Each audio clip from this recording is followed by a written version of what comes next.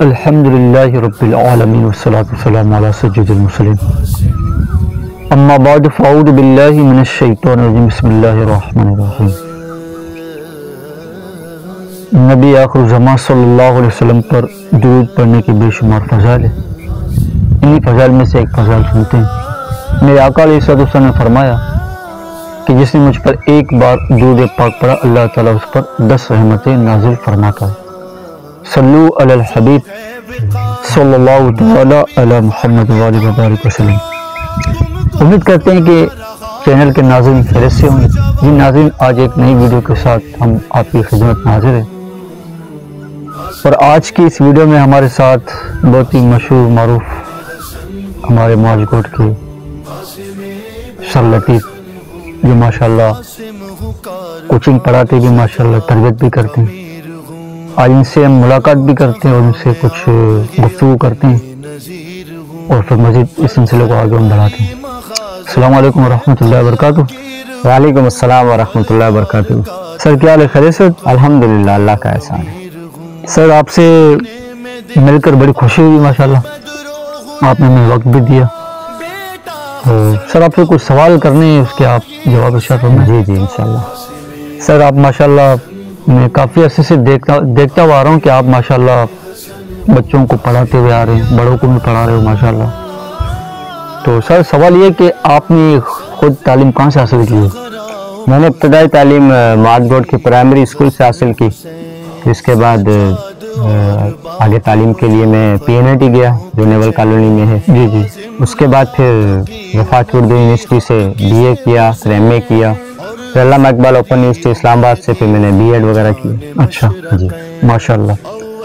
تو آپ اب جو تعلیم دے رہے ہو، کیا وقت ہے آپ کی؟ ٹائمنگ کیا ہے وہاں جو آپ کے بس آتے طلباء؟ اور وہ شام کو 5 بجے سے لے کر رات کو 10 بجے تک ہے۔ اچھا جی، اس کے علاوہ کو صبح کو وقت؟ صبح میں ڈیوٹی ہے گورنمنٹ اسکول میں۔ اچھا گورنمنٹ اسکول میں وہاں پڑھاتے ہیں؟ جی ماشاءاللہ۔ سر میں آپ سے ایک واقعے کے بارے میں معلومات حاصل کرنا چاہ رہا ہوں کہ الحمدللہ سنا ہے کہ محمد بن قاسم، اس کی ہسٹری کے بارے میں اگر کچھ معلومات آپ کو ہے تو میں مختصراً عرض کرتا ہوں۔ ویسے وہ کہانی کافی لمبی ہے۔ محمد بن قاسم جو ہے وہ حجاج بن یوسف جو بصرہ کے گورنر گزرے ہیں، جی اس کے بھتیجے بھی تھے اور اس کے داماد بھی تھے۔ اچھا یہ 711 اور 712 عیسوی کا واقعہ ہے کہ حجاج بن یوسف کو ایک بیوہ اور عورت کی طرف سے خط موصول ہوا کہ ہم جو ہے وہ آ رہے تھے۔ سر یہ 3 سوال ایک ساتھ ہی آپ کو ان تینوں کے سوال ہے۔ پہلا سوال یہ کہ کون کون سے شہروں نے فتح کی، ٹھیک ہے؟ دوسرا سوال یہ کہ آپ نے حکومت کس طرح کی، اور تیسرا سوال یہ کہ آپ کا رویہ کس طرح تھا۔ ان تینوں کے آپ کو جواب ارشاد کریں۔ چونکہ وہ ایران کی طرف سے آئے تھے، شیراز، رزبیلا، مکران وغیرہ کی ساحلی پٹی کو فتح کرتے ہوئے اس طرف آئے تھے، سندھ میں داخل ہوئے تھے۔ سندھ میں جو ہے انہوں نے سیوستان جو 7 آج کل مشہور ہے اس کو فتح کیا۔ یہ کراچی کا علاقہ پورا یہ فتح کرتے ہوئے آگے ملتان تک چلے گئے۔ اچھا ٹھیک ہے، اور آگے بڑھ رہے تھے لیکن کچھ معاملات کی وجہ سے ان کو پیچھے ہٹنا پڑا۔ پھر وہ ہندوستان کے کچھ علاقوں تک بھی پہنچے تھے۔ اچھا ماشاءاللہ۔ جی کافی سارا علاقہ فتح کر لیا تھا، لیکن پھر حجاج بن یوسف کا انتقال ہو گیا، اس کی طرف سے آ گیا، تو یہ مطلب محض ایک طرح سے ختم کرنا پڑا انہیں۔ تو جب ان کی حکومت شروع ہوئی تو ان کا رویہ مطلب اپنے عوام کے ساتھ بہت شفقت والا رویہ تھا، ماشاءاللہ، کیونکہ یہاں اکثر ہندو عوام تھی۔ اچھا مسلمان تو باہر سے آئے تھے، ٹھیک ہے، کچھ مسلمان تھے، تو انہوں نے مطلب آزادی دے دی کہ وہ اپنے جو پوجا پاٹ کرتے تھے، مندروں میں جاتے تھے، مذہبی طور طریقے تھے، ان کے اوپر کوئی انہوں نے پابندی نہیں لگائی۔ اچھا بطور مسلمان حکمران، اور شریعت کا بھی یہی ہے کہ آپ کسی کو لا اکراہ فی الدین، دین میں کوئی زبردستی نہیں ہے، انہوں نے مطلب آزادی دے دی اور بڑا اچھا رویہ رکھا، بالکل جس طرح کہتے ہیں نا ریاست ماں ہوتی ہے، اس طرح انہوں نے واقعی ایک مطلب حکمران کا کردار ادا کیا، اور ان کو بہت ساری سہولتیں دی، اور جزیہ ٹیکس وغیرہ وہ بھی جو غریب لوگ تھے ان سے معاف کر دیا، جو دے سکتے تھے ان کے اوپر لاگو کیا، اور باقی جو نہیں دے سکتے تھے ایسا بیوائیں جو تھی ان کے لیے انہوں نے وظائف مقرر کیے۔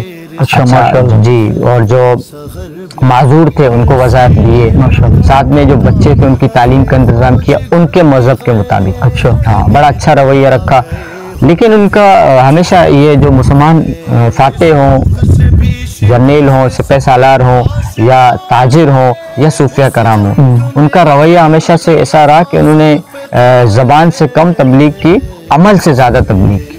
یعنی ان کا کردار ایسا تھا، ان کا طریقہ ایسا تھا، ان کا عمل ایسا تھا کہ لوگ خود بخود جو نا اٹریکشن اور کشش محسوس کرتے تھے اور ہلکا بگوش اسلام ہو جاتے تھے. باقی حکمران ہے جی، اسلام کا حکمران ہے ماشاءاللہ. کہ انہوں نے تفریق نہیں رکھی کہ یہ مسلمان ہے تو اس کو یہ سہولتیں دی جائے، یہ غیر مسلم ہے تو اس کے ساتھ یہ زیادتی کی جائے. نہیں. اچھا، مندر آزاد ہو گئے، مسجدیں انہوں نے بنا دی، مدارس انہوں نے بنا دیے، پورے جو علاقے فتح کیے.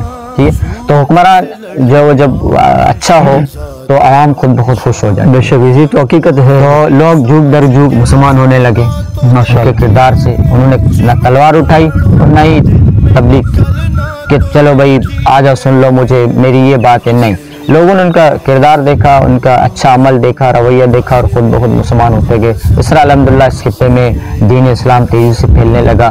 یہ ایران، اب موجودہ پاکستان اور ہندوستان کے کچھ علاقے. ماشاءاللہ ماشاءاللہ. اچھا سر، میں نے یہ بھی سنا تھا کہ بلوچستان کا ایک علاقہ ہے جو بمبھول کے نام سے مشہور ہے. کہاں کی یہاں بھی تشریف لائے تو قیام فرمایا تھا یہاں، اور مسجد ہے وہاں پر، وہاں نماز بھی پڑھی تھی. یہاں کے اس کے بارے میں کچھ ہے؟ جی، یہ سندھ کا علاقہ ہے.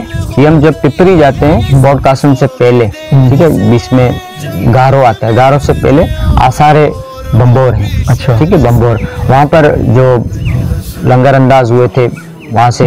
اچھا، وہاں ایک قدیم مسجد بھی بنی ہوئی بمبور کی تاریخی، وہ ابھی مسجد کے آثار ابھی بھی ہے. دنیا کی مطلب سمجھو کہ اسلام کی ایک طرح سے اس خطے میں پہلی مسجد تھی. اچھا. اور وہاں قیام کیا تھا، اس کے آثار بھی باقی ہیں. اچھا سر، میں یہ آپ سے سوال کیا تھا کہ بمبول تو بلوچستان میں بھی بزرگ ہیں، تو وہاں کے بارے میں نے ان کی سنی تھی کہ یہاں تشریف لائے تھے اور یہاں اپنے لشکروں وہ قیام کیا تھا. پیر بمبول ہے، وہ اس کی ہسٹری الگ ہے. اچھا. ان کی ہسٹری الگ ہے. اچھا. یہ جو بمبول کہلاتا ہے وہ، اور بمبور جو ہے وہ الگ ہے. اچھا، ایک بمبول ایک بمبور ہے. ہاں، بمبور جو ہے وہ سندھ میں پپری کہلاتا ہے. اچھا اچھا. تو محمد بن قاسم وہاں قیام وہیں نماز بھی پڑھی؟ جی جی، مسجد بھی بنائی تھی انہوں نے. تو یہ مطلب یہ کہنے کا مطلب ہے کہ محمد بن قاسم جو نکلے تھے وہ اسلام کے لیے نکلے تھے؟ اسلام کے لیے نکلے تھے، اور ایک یوں سمجھیے کہ ایک بیوہ عورت کی داد رسی کے لیے. داد رسی. آج ہم کہتے ہیں جب مسلمانوں پر ظلم ہوتا ہے، ہم کہتے ہیں کہ بھائی کوئی ہے محمد بن قاسم آئے مثال ظلم کو روکے. جی جی، ظلم کو روکے. تو یہ وہی مطلب ایک بیوہ عورت کی فریاد کے لیے آئے تھے. یعنی یہ سمجھ لو کہ ہمارا حکمران جو ایک اس مشرق میں تو مغرب سے اس کو آواز آئی اور تو وہاں پہنچ کے. جی، جیسا حدیث پاک میں ہے نا کہ مومن یا مسلمان ایک جسم کی طرح ہے. ٹھیک ہے، جسم کے کسی ایک حصے میں درد ہوتا ہے تو تکلیف پورے جسم میں محسوس ہوتی ہے. تو دنیا کے کسی بھی خطے میں مسلمان پر ظلم ہو تو دنیا کے دوسرے کونے میں موجود مسلمان اس کا درد محسوس کرتا ہے. بے شک، واقعی. اچھی ویڈیو کے ساتھ دوبارہ آپ کے ساتھ ملاقات کریں گے انشاءاللہ.